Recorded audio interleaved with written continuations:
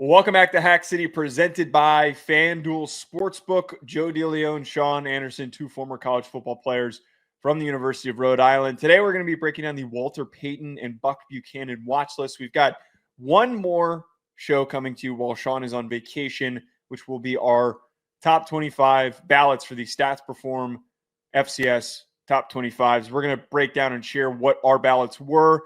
But at the beginning of those shows, if anyone who is new or those who are familiar with this, we always do at the beginning of August a vote for which FCS school we should travel to. Now, let's on the fly, though. Let me ask you this, Sean. We were having a little bit of a discussion about this recently. Do we allow South Dakota State? Because the one rule that has been placed is we can't go to the same school 2 years in a row. And every single time, which is 2 times, that South Dakota State has been eligible, they have dominated the vote. They've also tried to send us to Western Illinois out of spite, but South Dakota State tends to win the vote. So do you think that we should handicap their vote? I don't look. Do we need to implement if you've gone twice, then it's a 2-year hiatus between the two? Like we're going to anger everyone. I understand, and it's about rallying the troops. It's always about rallying the troops, and that's what it's always going to be about. And South Dakota State does a very good job about that because they're online and they're not afraid to share that they're online in the FCS community. We love the trip. I loved going to Montana last year. I loved seeing it, new experience. I looked back fondly now at the Campbell trip, even though it was crazy and unexpected in a lot of ways. I look back on it fondly. And boring. Now, South Dakota State provides you with the memories every single time. Yeah, and getting to see the guys. Getting to see the guys is fantastic. The whole book club, Brendan, Chad, everybody that we get to hang out with is always a blast. But if we're aiming to do the national championship in Nashville this year, I'm assuming those guys are those guys going to be stepping down there. And if it's going to be, see the guys, then we just do that then. I can't imagine, by the way, the FCS crew showing up in Nashville just on a rooftop. Just it makes me real happy. Bridal parties, you watch out. You they don't know. You don't even understand the collective that will be rolling through there. There's going to be a group of late 20s girls that are excited for their wedding, and they're just going to see some of the craziest. I said hazy. It's not hazy enough. This is how you. We're gonna do a round of prairie fires. Yeah, it's no. You know what I have? Tabasco. No, this is Nashville. Cement mixers for everybody. Hey, can you send a thing of cement mixers to that table of nice ladies over there? Why is it so bright in here and on this street? I need it darker, which I like. I like a dark bar. Trust me. I like the dark bar, but up there, it is not. We need to neon lit streets in FCS country. We have to make a point to go to Nashville. You could also probably even proposition work and say like, "Hey, I want to go do this. This is on a Monday. Can you just give me Monday off to do MOS?" Yeah, that wouldn't be hard. I'm expecting to go this upcoming season, which is why I would almost further the 2-year embargo for South Dakota State. Like. If Montana won again, will we just be alternating then Montana, South Dakota State every year? That's a good point. Like I think that we have to, and we love every fan that interacts and likes to get in on the bit. I think the year gap has to stagger more by the amount of times you've been to the school. Okay, so this, like Montana would be eligible next year. Yeah, this serves as a warning shot. Because this is not the opening for the vote. The opening for the vote will come after we publish the ballot show. Yes. So I'm putting this out there right now. If there is not aggressive complaining from the South Dakota State folks, if we don't hear from them by the time that show comes out, we're moving forward with the 2-year embargo. Yeah. If we get an immediate, hey, screw you guys. This is what you said. Follow the rule. Yeah, if you hold us accountable, then we will be, held accountable. Okay, I think that's fair. I think that works for me. We are easily bullied and we'll become beholden to the public. That's the key. All right, let's get into our breakdown today. Again, today's show is presented by FanDuel Sportsbook. Walter Payton Watchlist has a lot of really talented names on it. We talked about some of the key guys coming back, and this allows for us to make this list bigger by bringing up some guys that were fantastic and important for their team's success last season. We got to start with quarterbacks. There's 4 that I think are the most notable to drive this discussion. We talked about Aiden Bauman. What did we decide Aiden Bauman's nickname was? Aiden Boo That Man Bauman. No, that bow. Aiden make him bow out. Oh no, it was bow Aiden down? bow down to that man Bauman. Yeah, there we go. Aiden bow down to that man Bauman from South Dakota, who last year had 2,958 yards, 19 touchdowns, completing 68% of his passes. Victor, get your balls out, Cabales from Darlington State, who had 2,884 yards, 23 touchdowns, and a 62% completion percentage. Derek Robertson from Monmouth, who had almost 4,000 passing yards, 3,937, 31 touchdowns, and 65% completion percentage. The last, Sam Vidlock, 2,387 yards, 27 touchdowns, 67% completion percentage. So we've got a lot of guys that were missing there because there were a lot of quarterbacks that were on the watch list, but those are the ones who I immediately was like, okay, we need to bring them up. Yeah, it's I know Robertson is the only returning FCS guy with 3,000 yards from the previous year, but Bauman was real close. Cabales was real close. So it's I know it's a stat that you can say and it looks good on a graphic, but a lot of the guys are still in that ballpark, and I think it also shortchanges Robertson's year that he had last year, that he was almost a 4,000-yard passer in the FCS. Big deal.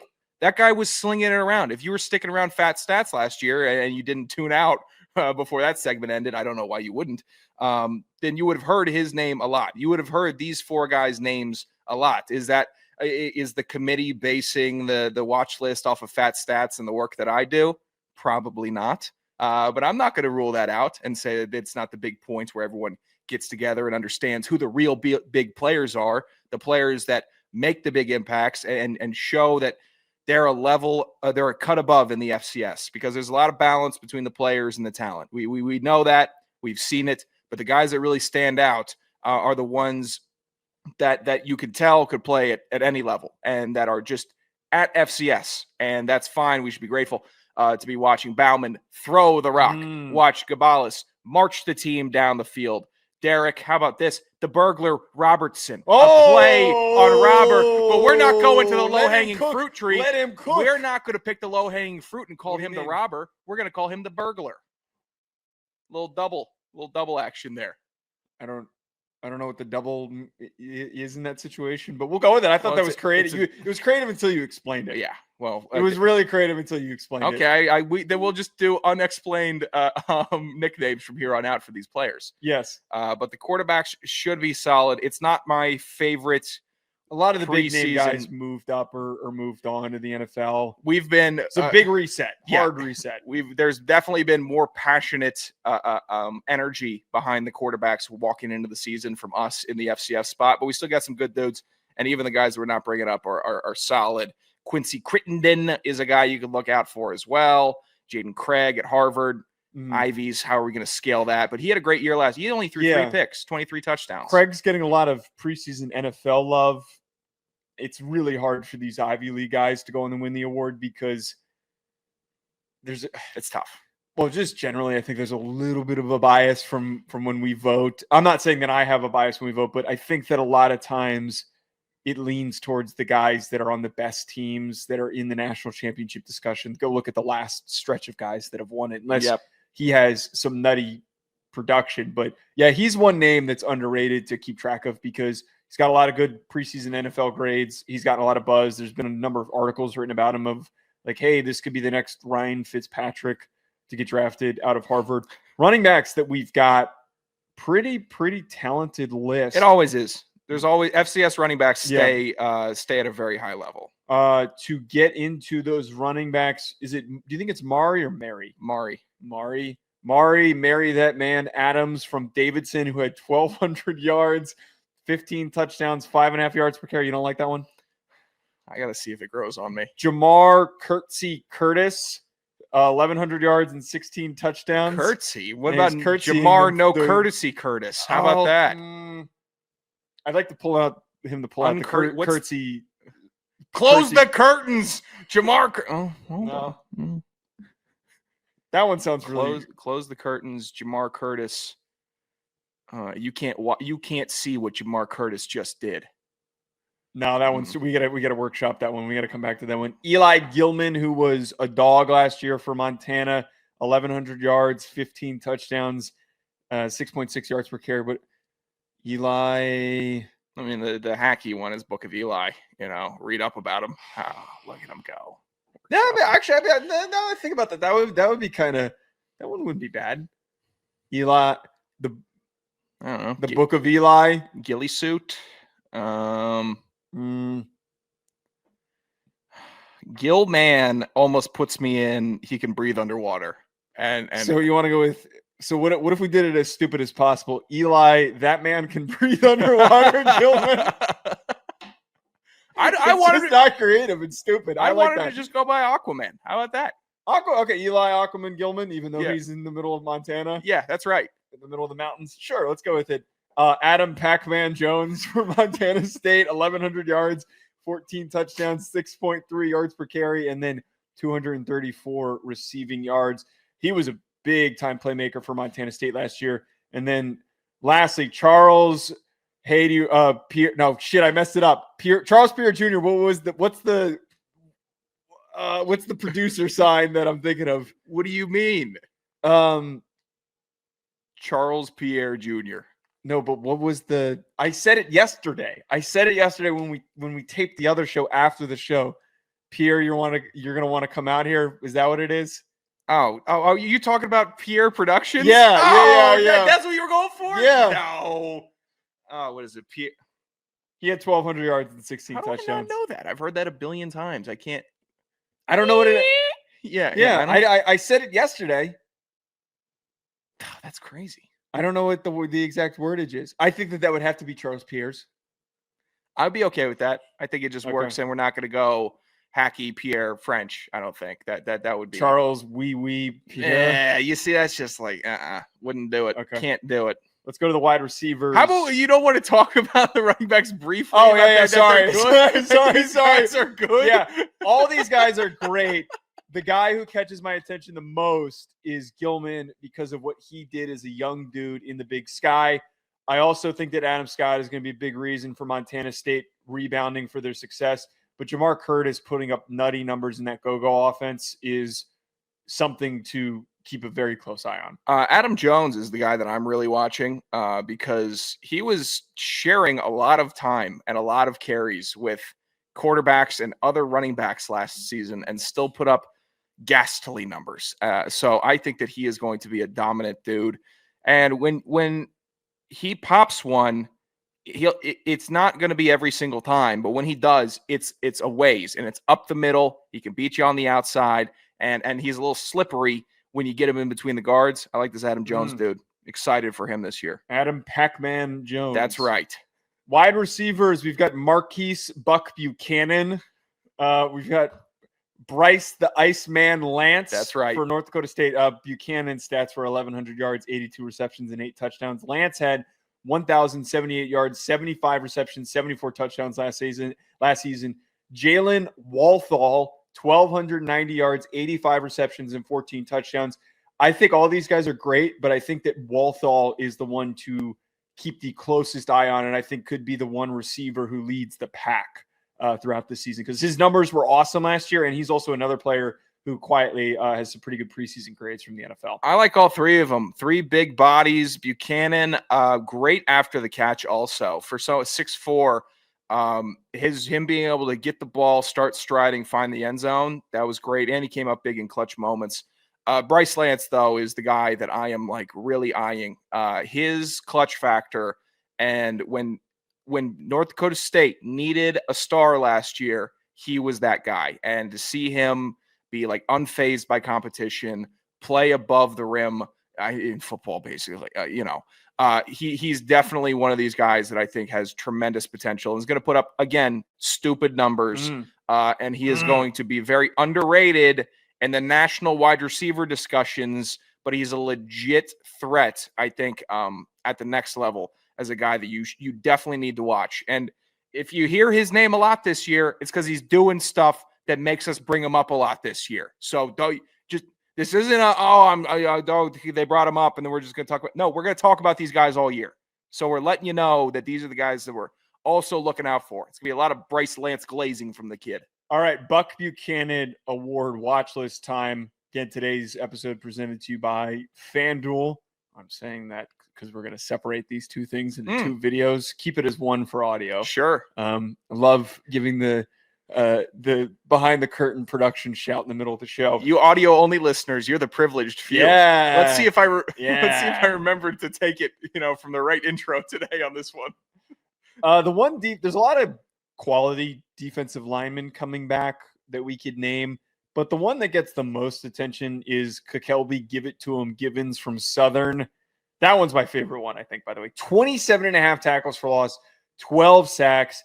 He is going to dominate the SWAC again this year. Seeing that much production returning, guys like him always step up and dominate again. Yeah, it's the short guys in the FCS also. The short defensive linemen thrive at this level because they can just get underneath. They're still strong as all hell. They're quick. Their handwork is improving. Givens is dangerous. I'm also keeping an eye on Zach from Mercer. He was a huge part of that good defense last year. So seeing what he does, I'm not going to try to take all the Kool-Aid down of Mercer in one big gulp. I'd like to keep myself tempered this year, but I saw some potential from them that makes me excited. So I will be tracking them pretty heavily. 3 linebackers that we loved that were on this list. Logan Kopp from North Dakota State. He had 8 tackles for loss, 3 sacks, 3 interceptions, 9 PBUs last year. Forgot to write down his tackle numbers, but he had a shitload. That was on his bio on the North Dakota State website. Oh yeah? Yeah, it was. It just said shitload under tackles. AJ Pena from Rhode Island, Rhody Ram, 22.5 TFLs, 12.5 sacks. He's listed as a linebacker. He's a pass rusher. He gets after the quarterback. Transferred to Memphis for 10 minutes and then transferred back. So we're juiced up for him returning for the Rams. Lastly, Will Schaefer from ACU, 9.5 TFLs, 123 tackles, 2 interceptions, and was a 2024 Buck Buchanan Award finalist. My eyes are on Pena, though. Pena is getting a lot of preseason love from everybody. It's completely justified when you put up those nutty numbers. I think the dry, like if you were to go around and poll and ask all of the voters, like who would you vote for right now before the season even starts, they would pick Givens or they would pick Pena. Yeah, not for very good reason. The tackle for loss, I know the sacks. Sacks is a huge number. You guys are going to get sacks. Tackle for loss, you get over 20 in a season, that means that you're unstoppable. It means that at points in the game, you are controlling the entire situation. And that's what Pena does. Get behind the line of scrimmage, make a big play. A lot of dudes can tackle. Shane Hartzell can tackle. James Conaway from Fordham can tackle. Guys can make tackles. They're all over the place. Tackles behind the line of scrimmage, those are what wins you games. That stalls out offenses. I would love explaining football to the listeners because I think you need to remember you can't move the ball if you're crashing out here. Tackles for loss are important. They're big football. Deals. Yeah. Podcasting, sports. All right, let's get. I need a boo. I need a self boo that I can play for myself when I do stuff like that. All right, let's get to the DBs. I, of course, love Rexplode Connors. That's the name of... One more time? Rexplode is the name of a character in Invincible. And I believe I'm not co-signing that. That show's weak. I believe it. No, it's not. You haven't watched it. It is. I have watched it. When have you watched it? I've watched a full episode before. What episode? What episode? I remember it was. You're ruining. This is like if I came and you and said One Piece sucked. Well, it doesn't. You do know what's going on with One Piece right now? I don't give a shit what's going on with One Piece because it sucks. Countries fighting for their freedom are flying the straw hat flag as rebellion to their real life governments. Don't care. You say hurtful things. The show has Why is your tongue blue, by the way? I was Jolly Ranchers. I've been dogging off on Jolly Ranchers. Is my tongue really blue? It is. God damn it. It's so blue. We've been doing a show for 30 look minutes like it's so blue. so I just look like a 300-pound 5-year-old at the fair after yelling about One Piece. You're saying hurtful things, so I'm dishing hurtful things back. It's not her. I watched an episode. I remember it was very orange. Is the guy with the mustache Omni-Man? Is that him? He was beating up a guy in a yellow suit with a bunch of orange rocks around him. He was just punching his face. I don't even know what. Oh, so your memorable moment where it seems like Omni-Man's big win is one that you couldn't even call back. Because I don't think that what you're referencing is such a memorable piece of the story. Does he beat the brains out of somebody every single episode? He beats the beats the brains out of everybody. Oh, that doesn't get old. That's the whole. It doesn't, because the way it never shows up when you're ready for it. Why are you scared of subtitles? Let me bring you into the real world. I ain't watching that bullshit. Let me bring you into the real world here. Rexplode Connors at 115 tackles, 3.5 tackles for loss, 2 interceptions, 6 PBUs. He would be my favorite DB to pick. And I think that there's a really strong shot that he wins it, because UC Davis, hard reset with a lot of those guys leaving. And if he steps up and anchors that defense and they still end up being on the playoff, in the playoff sphere in that conversation, it's going to be because he balls out for his last season. We also have to add in here Jalen Jones from William and Mary. This is the most comical stat line. He was a 2024 finalist last year. 48 tackles, 2 TFLs, 2 interceptions, 20 PBUs. Very nice, Mr. Jones. What are these CAA quarterbacks doing? You dips. What do you do? Oh, I'm going to keep throwing to the guy who's knocking every ball down. Oh, yeah, maybe this time he's not going to. Oh, he did it again. Oh, he knocked the ball down again. He knocked it out of the air. What am I? Okay, one more time. We're going to give him one more try. Oh, he knocked it out of the air again. What are we doing? Imagine being the coach, your quarterback's coach, going into like the second to last game of the season against Jones, and he's got like 16 PBUs. They're like, how many? He's going to knock the ball down. Just if it's tight, don't throw it over. And you know what happens? He throws it over 2 or 3 more times. Some big dummy. PBU, and he's getting chewed out. If you're ever wondering what's going on when these quarterbacks are on the phone on the sidelines, they're getting reamed out for dumb shit like that. For giving the guy another opportunity to just swat the ball down, because that's what he does. And I bet they would get chewed out if they threw a hospital ball over the middle before T-Rex Connors goes over there and smashes him. No. Nope, don't do that to him. What do you mean don't do it to him? T-Rex I would heavily debate that the T-Rex or Tyrannosaurus Rex, for the scientists out there, he has the same name as Rexplode, so he's Rexplode. What is Rexplode? It's his character is that he can generate energy in order to create explosions. So Bomb Man. You made Bomb Man. Fuck you. Don't do this to me. You're making me curse. What do you I'm not I'm sorry. I'm not Rexplode Bomb Man behind you saying curse Joe, or else I blow you up, and I'm guessing he doesn't hurt himself when he explodes. He doesn't, but that's also like he technically at one point he does, because he has to in a very dire situation. So I guess he blows himself up because he has to kill someone. 8th gate. Yeah, you open up the 8th gate like Mike Guy. Yeah. Naruto stealing. That's just thievery. It's not. His biggest Jalen Jones, to get back to him, his biggest PBU games, he had 4 against Furman. Those idiots. And no, Furman doesn't need to get ran down today. They're just sitting there enjoying their off season. Here's my nickname for Jalen Jones. Okay. Jalen, hey, stop throwing over there, Jones. Jalen, hey guys, I don't think we need to keep throwing on that side of the field, Jones. That's his nickname.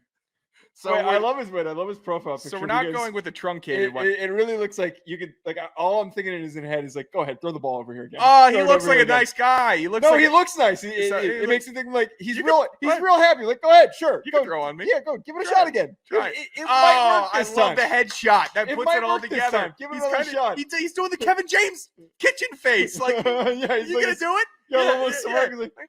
Oh, you're gonna give it a try? Come on over. No. Yeah, I promise he'll catch it this time. Yeah, he'll catch it this time. Oh my God, that's the most useful headshot photo to stat there's correlation. Another guy on this list that I wish we could show, but we're not going to. Shout out to the 6 foot tall, 275-pound defensive lineman on your, Yeah. by the way, from South Dakota State, Kobe. No, what is his Claiborne. name? Kobe Claiborne, most sawed off man in. Sawed off.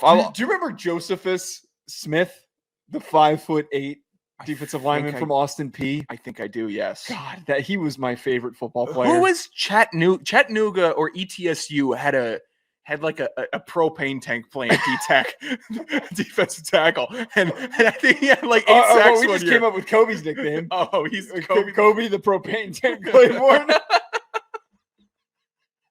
We shouldn't be allowed to do this. We're going to get uncredentialed. We all know of it. We know football's back, but it's not really back. And when it's actually back, it's going to be. We're going to ramp up the nicknames. We're going to ramp them up. That's a threat. Today's show is presented by FanDuel, at Joe DeLeone, at Sanderson Radio, at Hack City Pod. We will be back with our ballot show. Enjoy the rest of your week.